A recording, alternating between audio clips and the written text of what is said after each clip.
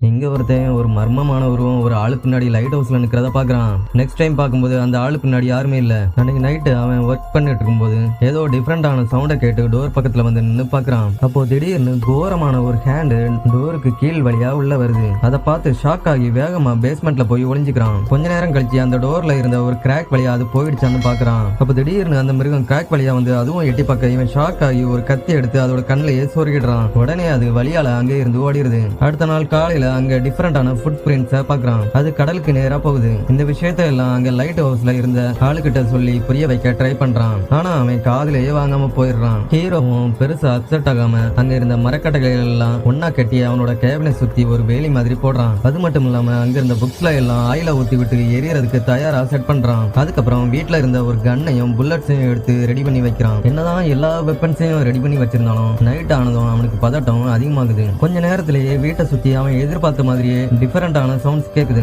இப்போ கையில கன்னோட விண்டோ கிட்ட வந்து பாக்குறான். ஒண்ணுதான் வரும்னு பார்த்தா ஒரு படையே சீ வாட்டர்ல இருந்து ஒன்னா சேர்ந்து வந்துட்டு இருக்குது. அதுங்க எல்லாம் நேரா வந்து வீட்டோட டோரை உடைச்சி உள்ள வர்றத பார்த்து ஹீரோ கன்னால ஷூட் பண்றான். இதுக்கப்புறம் சமாளிக்க முடியாதுன்னு தெரிஞ்சு ஒரு கட்டையில ஃபயர் பண்ணி வீட்டை சுத்தி இருந்த ஆயில் ஊத்தின புக்ஸ்ல போடுறான். ஃபயர் வீட்டை சுத்தி பரவுது. உடனே அந்த மிருகங்கள் எல்லாம் அலறி அடிச்சிட்டு கடலுக்கே ஓடிடுது. அந்த ஷெல்டர்ல ஃபயர் ஃபுல்லா பரவுறதுக்குள்ள ஒரு பிளாங்கெட்டை எடுத்து பாடியில சுத்திக்கிட்டு வெளியே டைவ் அடிச்சு எஸ்கேப் ஆயிடுறான். அவனுக்கு இருந்த ஒரே ஒரு ஷெல்டரும் ஃபயர் ஆனதுனால லைட் ஹவுஸ் பக்கத்துல இருந்த ஒரு பெரிய பாறை பின்னாடி ஒளிஞ்சு இருக்கான். அப்ப திடீர்னு மழை வந்து அந்த ஃபயரை மொத்தமா அணைச்சிடுது. ஆனாலும் அந்த வீடு ஏற்கனவே நிறைய எரிஞ்சு போயிருக்குது. சோ அந்த வீட்டுல ஸ்டே பண்ண முடியாததால அந்த லைட் ஹவுஸ்க்குள்ள எப்படியாவது போயிடணும்னு பிளான் பண்றான். அடுத்த நாள் காலையில அங்க ஒரு பாறைக்கு பின்னாடி அந்த ஆளை பாக்குறதுக்கு மறைஞ்சு இருந்து வெயிட் பண்ணிக்கிட்டு இருக்கான். திடீர்னு அந்த ஆளு லைட் ஹவுஸ்ல இருந்து இறங்கி தண்ணி எடுக்க போறத பார்த்து பின்னாடியே ஃபாலோ பண்றான். அப்போ ஒரு மிருகம் திடீர்னு இவன் மேல பாஞ்சு வருது. பதிலுக்கு ஹீரோவும் அட்டாக் பண்ணி அதை சுட போகும்போது அந்த ஆளு திடீர்னு ஓடி வந்து அது என்னோட பெட், அதை சுடாதன்னு சொல்றான். ஹீரோவும் சிச்சுவேஷனை புரிஞ்சுக்கிட்டு